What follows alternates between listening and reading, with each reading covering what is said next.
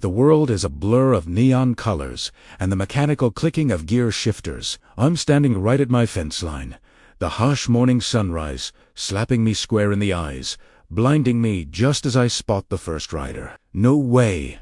I snap, my voice already raw from the crisp, damp morning air. I wave my arms frantically like a man possessed. I plead, I point, I scream until my throat burns. "No, get back!" "The cows!" I bellow at the top of my lungs, trying to be louder than the gravel crunching under 25 pairs of tires. "No. Turn back. You're going to spook the herd." But it is already too late. 25 cyclists, out in bright-colored, skin-tight spandex, with their radios chattering and water bottles bouncing in their cages, plow straight into the middle of my calm, breakfast-grazing herd. The cows scatter in a panic, their heavy hooves thumping against the earth like distant thunder. The lead rider, a woman I recognize all too well, Karen Martinez, adjusts her red sunglasses. She wears a tailored suit and a triumphant grin, raising her hand as if she's conquering the Tour de France, completely oblivious to the fact that she's invading my private pasture. She smiles as if she's the hero of the story, right, until the moment Atlas, my 600-pound Angus bull, lets out a roar that shakes the very ground we stand on. I had stepped outside at exactly 6 o'clock that morning, my favorite worn-out coffee cup in hand, just as the first sliver of golden light licked the horizon. Before me stretched 190 acres of lush, green pasturage was flat, fertile, and perfectly quiet. 80 head of black-hided Angus, each one tagged, each one insured, and each one carefully listed in my herd book, were out there grazing on the morning dew. Their low, rhythmic moos rose into the air like steam off the wet grass. It was the kind of peace you can only find on a farm that has been loved for generations. I'm a third-generation farmer, and this land is more than just dirt. It's my DNA. My grandfather bought this ground back in 1948 for $25,000, a fortune back then. He paid for it with a stack of war bond certificates, $10 bills, and a lifetime of hope. My father was the one who expanded it, pouring his sweat and blood into every acre. Now, at 52 years old, I work this land with that same love and the same relentless care, though today that love feels like a cold, hard slap in the face. I glanced at my wife, Linda, who was sipping her coffee beside me on the porch. "Beautiful morning, isn't it, honey?" I asked, though I already knew the answer. She smiled, took a slow, thoughtful sip, and murmured, "It's peaceful. I just wish it could stay this way." Linda's instincts usually hit the mark, and that calm I was feeling, I sensed, was about to be shattered into 1,000 pieces. I squinted toward the end of the long farm road. "Who's that?" A bright red Mercedes SUV glided past the nitrogen monoxide entry, "Private property," sign ignoring it as if the words didn't apply to people like Haran. Rolled to a stop right in front of the house. The door swung open, and I braced myself for the storm. Karen Martinez stepped out. Her blonde hair was straight as a ruler, her red-rimmed glasses were perched perfectly on her nose, and she was wearing a flawlessly coordinated red blazer with white pants. She gripped her leather handbag as if it were a weapon, flashed a fake, practiced smile, and marched toward us, her heels clicking against the gravel like warning bells. "Mr. Cooper," she called out, her voice as sharp as a nail.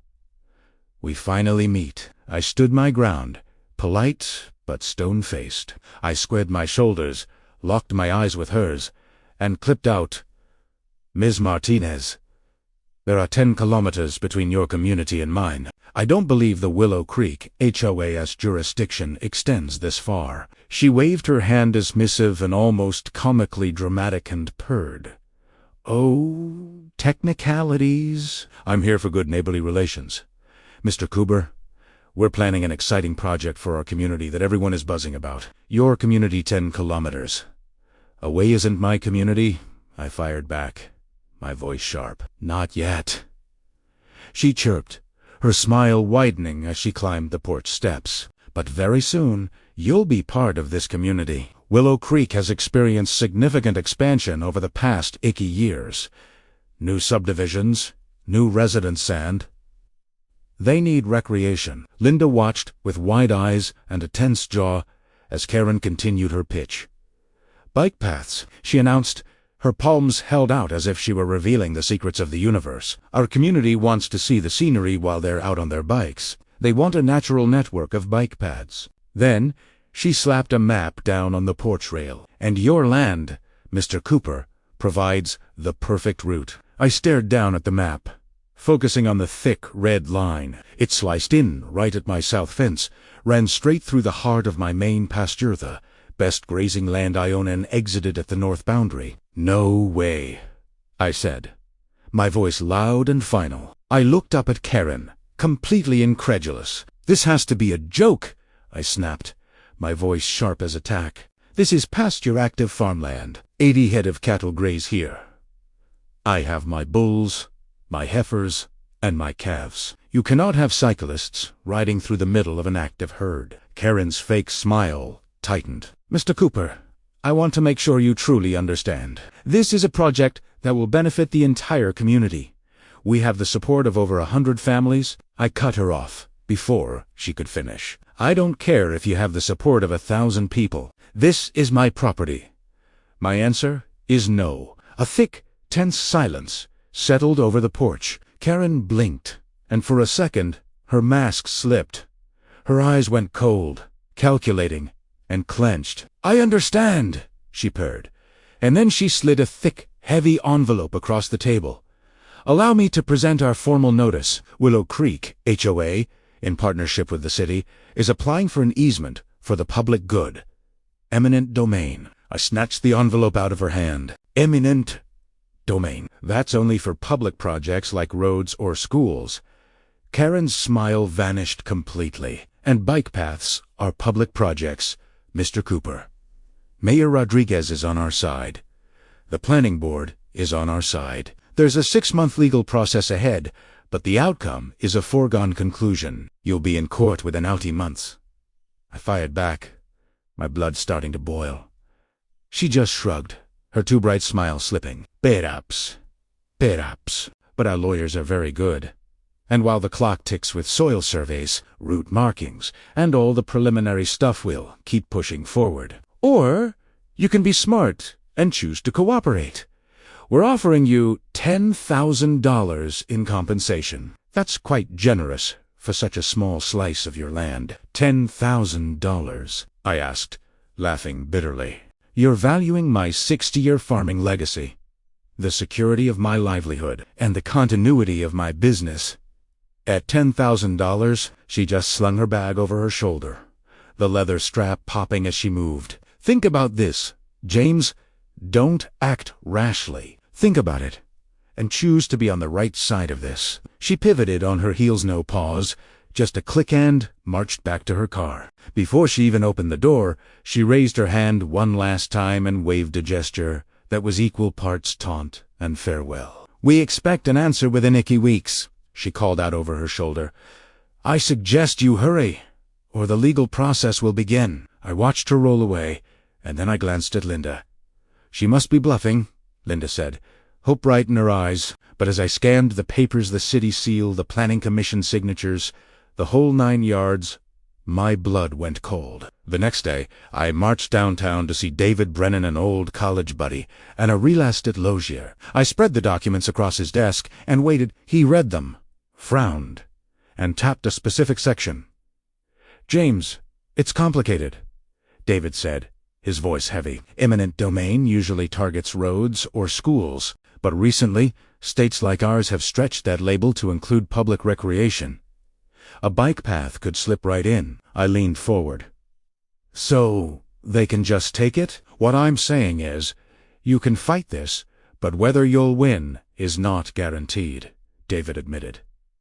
And the legal fees? They could be $30,000, $40,000, maybe more. I dropped my hands and stared at the table. 2 terrible options. Take their measly $10,000, or burn through my life savings and still possibly lose the land. David suggested I wait and see if Karen Martinez was bluffing. But Karen wasn't bluffing. Within weeks, the construction crews were on my land, tearing into the earth I'd protected my whole life. By noon, A massive trench 3 meters, wide yacht, across my pasture, like an open wound. Then the storm hit. The sky turned black, and lightning ripped across the horizon. I sprinted out to count the herd, but the roar of the rain was deafening. Then I heard it, a horrified, desperate bellow. It was Atlas. The workers had forgotten to put up the temporary fence. In the mud and the slop, Atlas slipped. 600 kilograms of muscle teetered on the edge, and then slid down into the dark trench. I reached the lip of the pit and skidded to my knees. Atlas was there, motionless at the bottom. I looked up and caught Karen's wide, terrified eyes. "Your move, Karen. Will you own this mess, or will you pin it on me?" It was Monday evening, and the sky had finally broken in the most violent way possible. I was kneeling right at the edge of that freshly dug, jagged ditch, and I didn't even feel the rain stinging my face or the thick, cold mud sucking at my boots. All I could do was stare down into the darkness at Atlas, my 600-pound bull, who was stuck motionless at the bottom of that 2-meter-deep pit. The scene was something straight out of a horror movie. Churning mud, streaks of blood, and rising rainwater were pooling at the bottom of the trench, creating a suffocating trap. "Atlas!" I roared, but my voice was instantly swallowed by the deafening crack of thunder and the relentless howling of the wind. Linda ran up beside me, her face ghostly pale in the lightning flashes, her hands clamped over her mouth in total shock. "Oh my God! James, what have they done?" she whispered through the rain. I didn't have time for tears yet. I snapped at her, my voice hard with desperation. "Call the vet! Call Dr. Mitchell right now!" We both knew the reality of the situation, even if we didn't want to say it out loud. By the time a vet could get out here in this storm, things could turn fatal.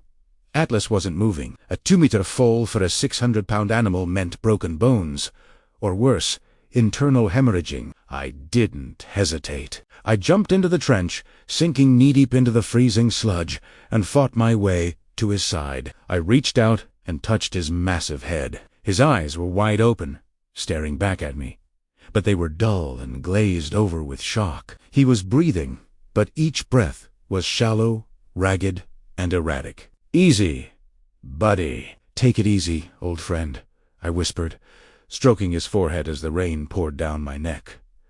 "Help is coming. You just have to hold on for me. You've survived worse than this." But when Atlas let out a low, guttural moan of pure agony, it felt like my own heart was being ripped out. I looked up toward the lip of the trench. Standing there, silhouetted against the dark sky, was Karen Martinez.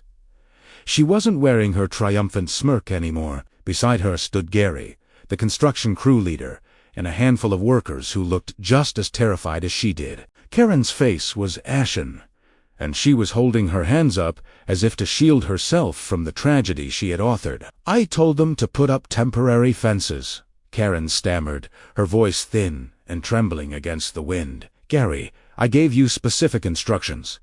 You were supposed to secure this area." Gary didn't take the bait. He whirled on her, his face turning a deep, angry red. "Are you kidding me right now? You told us we had to be done by 5:30 sharp. You screamed about not exceeding the budget and forbade any overtime. But the safety of the animals—" Karen tried to cut in, but Gary wasn't finished. "Don't you but me. You were the one who said we'll handle the fence tomorrow, because the materials hadn't even arrived yet." Gary jabbed a finger directly at her chest. "All day long, it was hurry up. Don't go over budget. Move faster. And now that a disaster has happened, you're trying to throw me under the bus." "I don't think so, Karen." 15 minutes felt like 15 hours. But finally, Dr. Sarah Mitchell arrived. She's been our vet for 30 years, and she's seen it all. But even she looked grim as she slid down into that muddy pit to examine Atlas. She moved with practiced, gentle hands, checking his vitals while the storm raged around us. When she finally looked up at me, I saw the heartbreak in her eyes. "James, it's bad," she said softly. "His right front leg is a compound fracture. His left hind leg is completely dislocated. Based on his breathing and the swelling, There's massive internal trauma to his organs. She paused, taking a deep breath. He's an older bull. Jamesic 13 years old and 600 kilogram. It is almost impossible for an animal to recover from this kind of impact. You said almost. I challenged her, my voice cracking with a desperate kind of hope. There's a chance. We habe tu trisera. I'll pay whatever it costs. Dr. Mitchell shook her head slowly. James, look at him. Be realistic. Even if we could somehow get him out of this hole and through a surgery, he would face months of agonizing, bone-deep pain. The wounds wouldn't heal properly at his age. He'd be permanently disabled, living every day in misery. She put a hand on my shoulder. As your vet, I'm telling you, the most humane thing we can do for him now is euthanasia. We have to end his suffering. I dropped my head into my hands, the hot tears finally coming and mixing with the freezing rain. Atlas had been on this farm since my grandfather was still running things. For 13 years, he had been the heartbeat of this land, the protector of the herd, the strongest, the proudest, the most loyal friend a farmer could ask for. And now, because of Karen Martinez's ruthless ambition and budget cuts, he was dying in a hole. Okay, I whispered into the wind. But just give me a few minutes. I need to say goodbye. Sarah nodded and climbed out of the ditch to give us a moment of privacy. I stayed there in the mud, whispering to him, stroking his hide, and thanking him for every year of his life. 10 minutes later, Dr. Mitchell returned and administered the injection. Atlas's breathing slowed.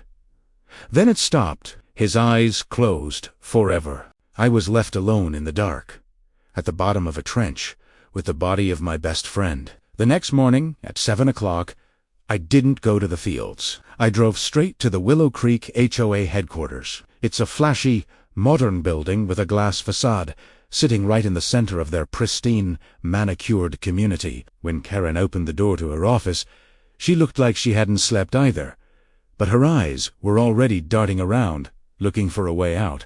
My bull is dead, I said. My voice wasn't loud. It was flat and cold as a winter morning. He died in the trap your crew dug on my private property. He was 13 years old. He was the leader of my herd. Karen stepped back, her hands clasped tightly in front of her. Mr. Kuberi, I am truly, deeply sorry.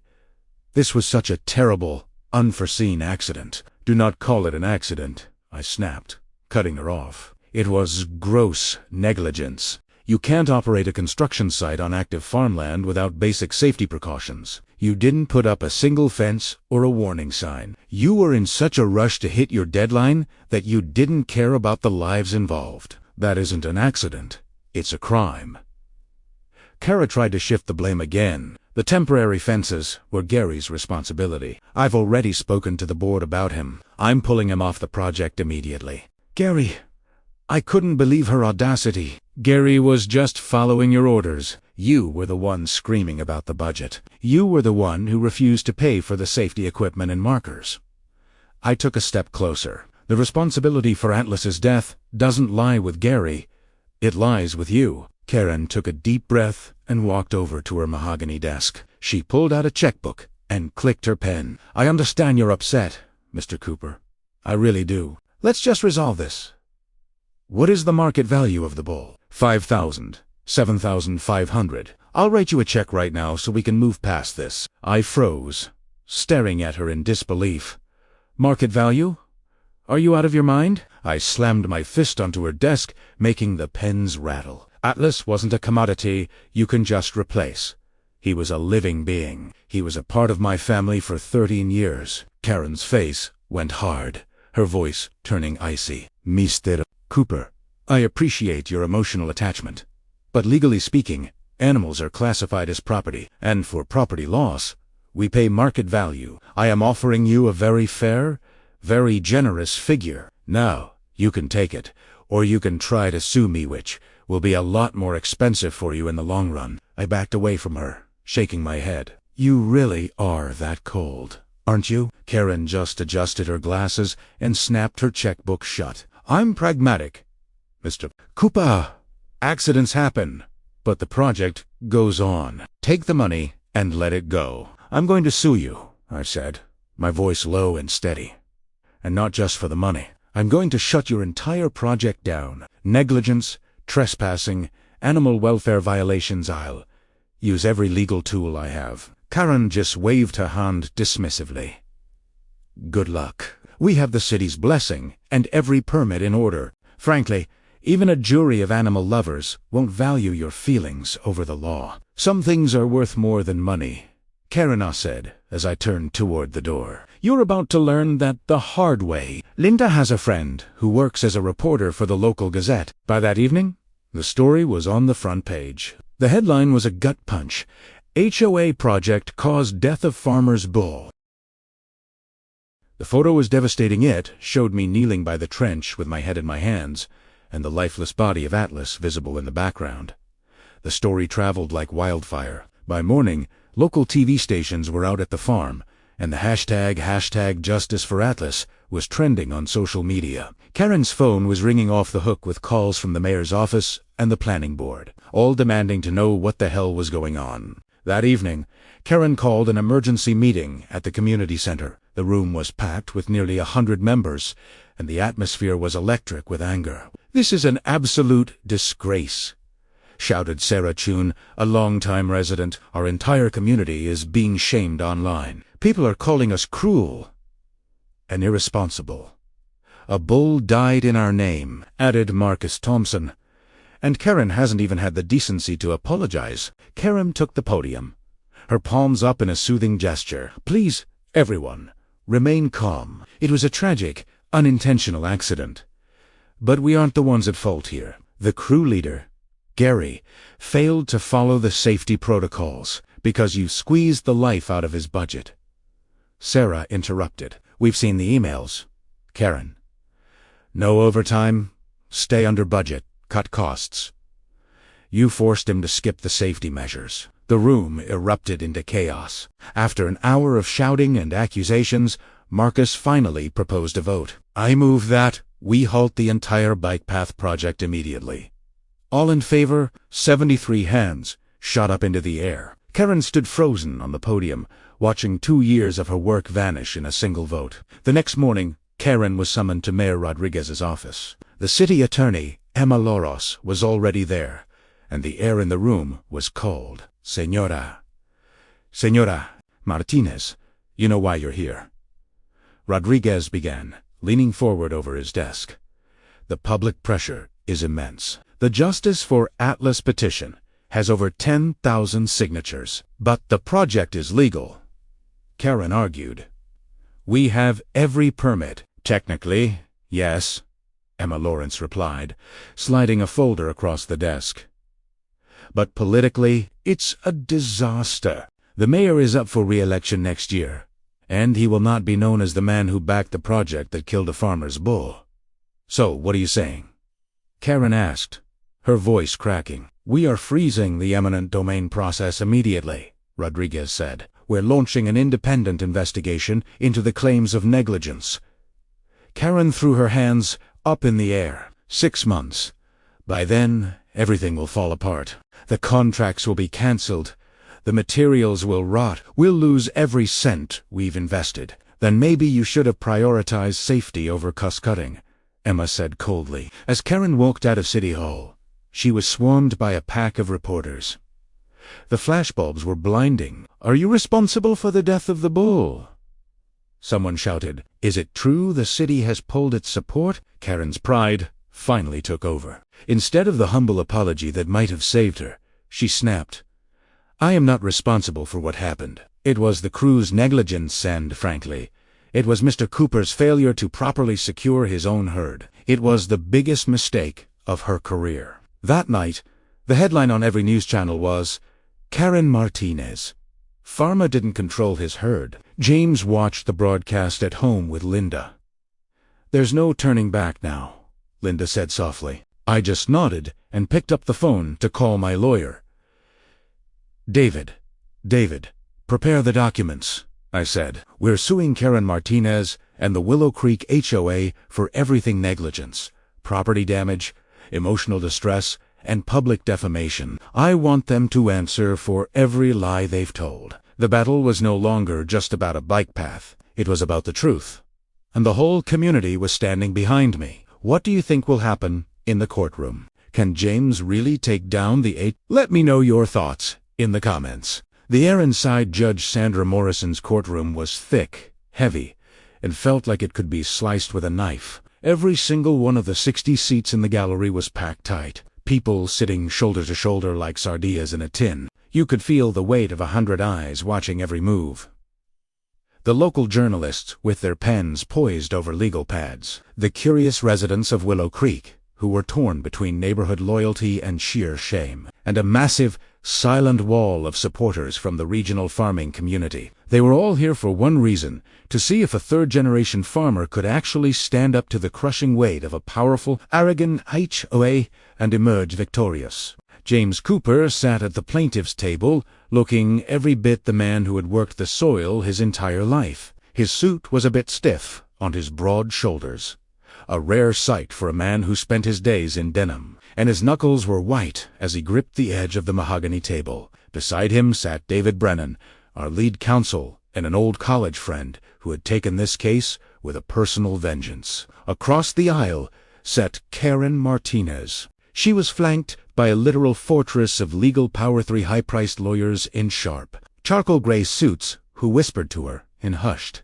urgent tones. Karen tried to maintain her typical mask of supreme composure, but the cracks were showing. She couldn't stop herself from constantly adjusting her red-rimmed glasses or tapping her expensive leather briefcase in a frantic, uneven rhythm. Her nerves were jangling like a loose wire, and every person in that room could feel the tension radiating off her. "If the plaintiff is ready," Judge Morrison said, her voice echoing with a gravelly authority that commanded instant, absolute silence, "you may begin your opening statement." David Brennan stood up slowly, pulling his jacket straight. It took a long, calculated moment to look at the jury, 12 men and women, mostly from rural backgrounds, some of whom were clearly the children of farmers themselves. He knew exactly how to speak their language. "Members of the jury," David began, his voice low, steady, and resonant. "This case is not just about the death of a bull. It's not just about a property dispute over a few meters of dirt.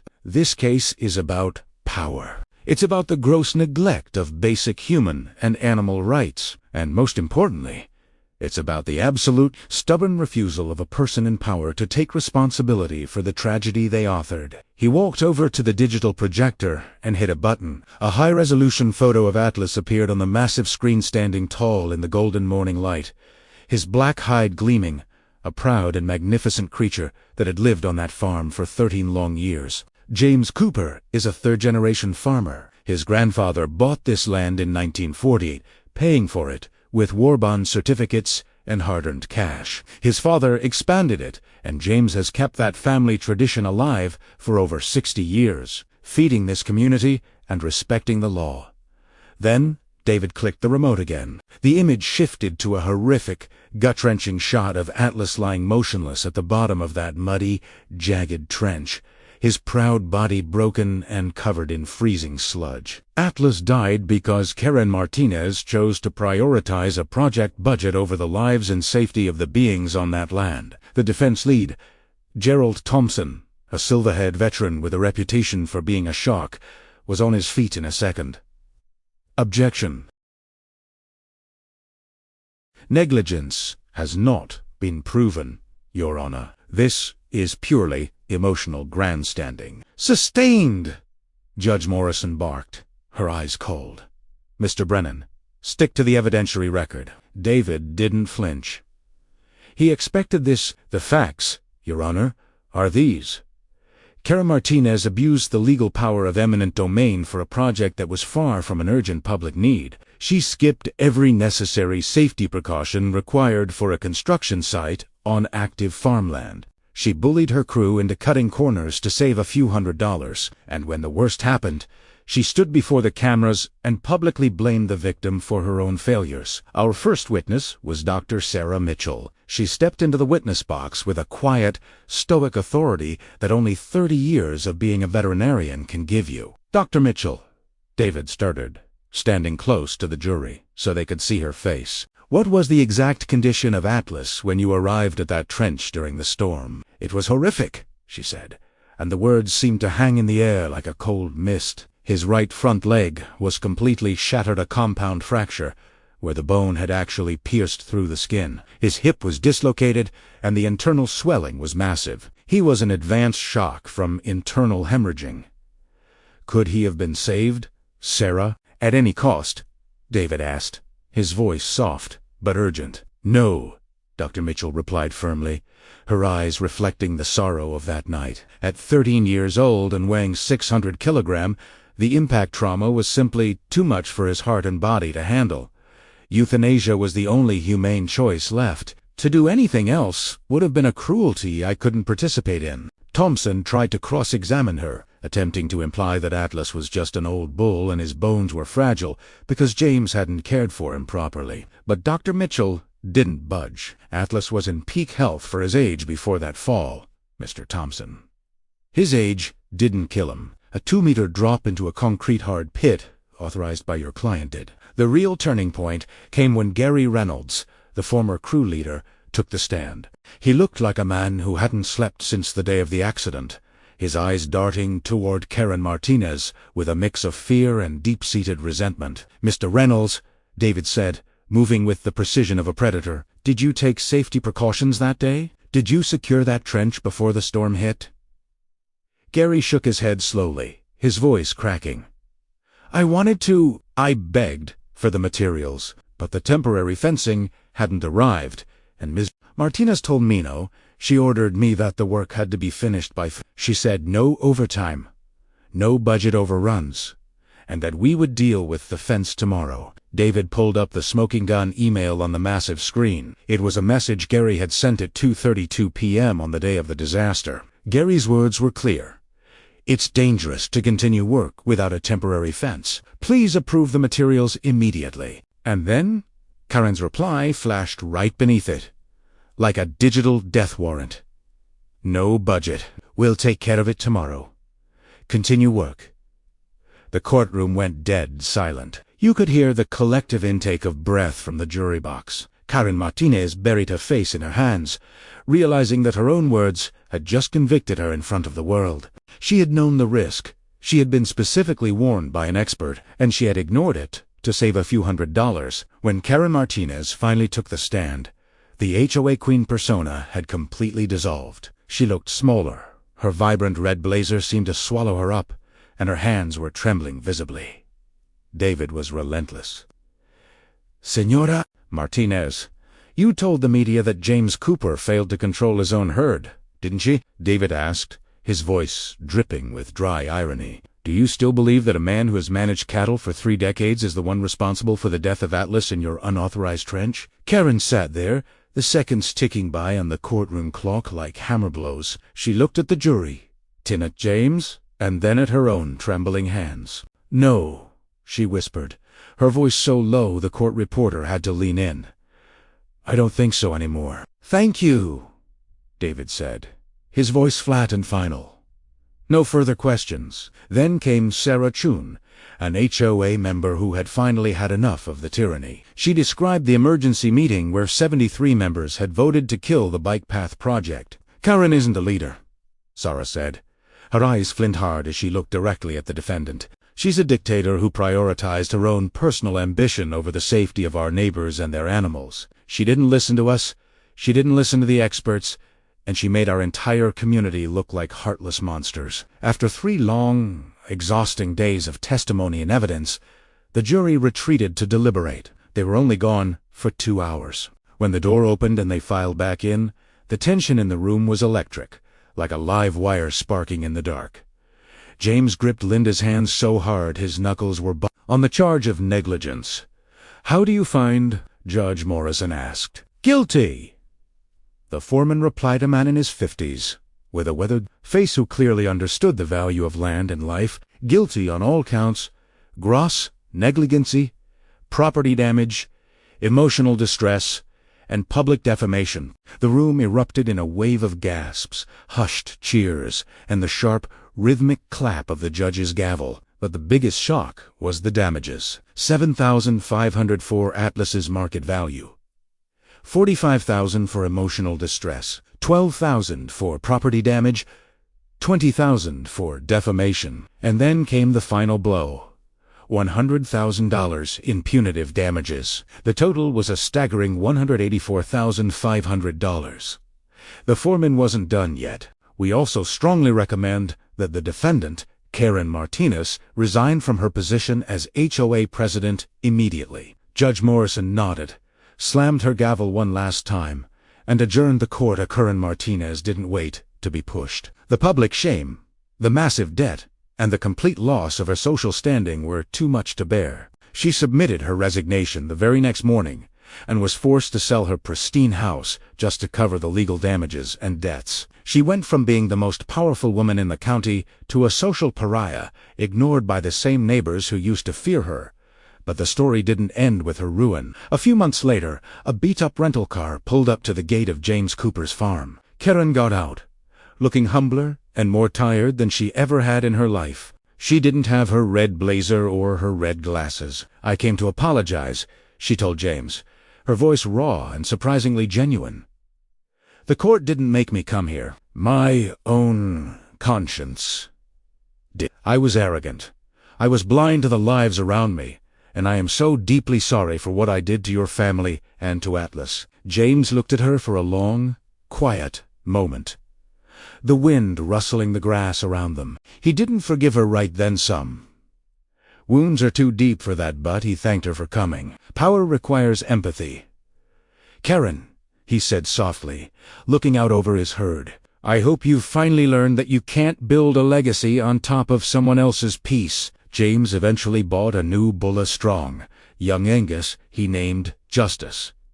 And Karen, she began volunteering 30 hours a week at a local animal shelter, cleaning cages, feeding strays, and finally learning how to care for something other than her own ambition. The lesson was carved into the very soil of that farm.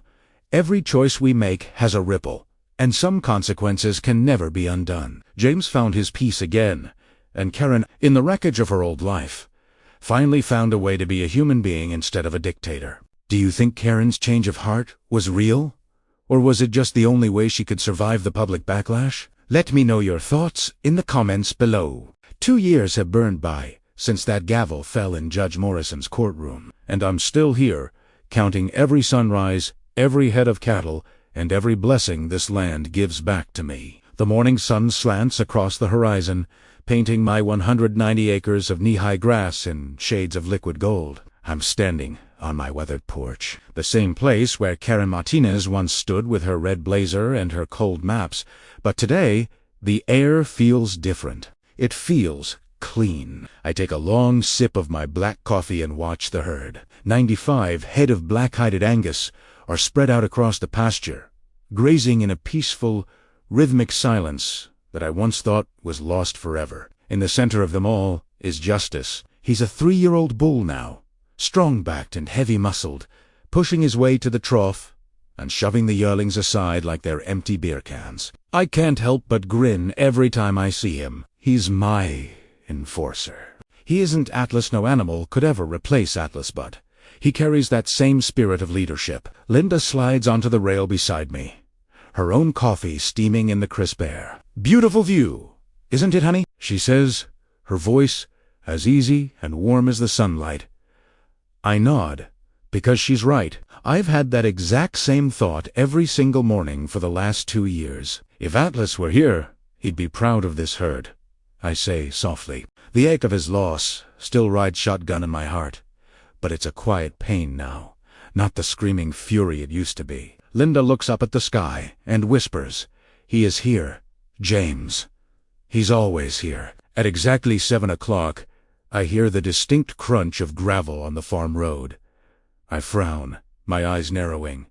A visitor? This early. A silver Honda Civic rolls into view, its hood dented and its paint faded. As it pulls up to the house, I recognize the driver immediately. "Karen Martinez," Linda whispers, her voice tight with surprise. I feel myself bristle for a second, the old memories of trenches and lawyers flashing in my mind. But as Karen steps out of the car, I realize I'm not looking at the HOA queen anymore. Gone is the red blazer, the expensive jewelry, and the sharp, arrogant attitude. She's wearing plain jeans and a simple blouse. Her hair is loose, and her face is free of that heavy, mask-like makeup she used to wear. She looks tired, but for the first time, she looks human. She's carrying a basket in her hand. She stops a few feet from the porch, meeting my stare with a look of genuine humility. "Mr. Cooper, I'm sorry to bother you so early," she murmurs, her voice steady but quiet. "I brought you something." I stand my ground, keeping my voice polite but distant. "Good morning, Karen. What have you got there?" She holds out the basket. Inside are loaves of homemade bread and jars of jam. "I made them myself," she says. "It's my new hobby. It helps me stay grounded." Then she juts her chin toward a white envelope tucked into the side of the basket. "And I brought you this." I rip open the envelope and pull out a cashier's check for $10,000. My eyes widen as I read the note attached to it. "Mr. Cooper, 2 years ago, I offered you $10,000 to buy Atlas. Looking back, I see how cruel and simplistic I was. This money won't bring him back, and I know that no amount of money can buy the bond you had with him. But maybe this can add something to your pharma monument, a new project, or something for the herd. It's yours to use however you see fit. Sincerely, Karen." I stare at the check, then back at Karen. "Karen, this wasn't necessary.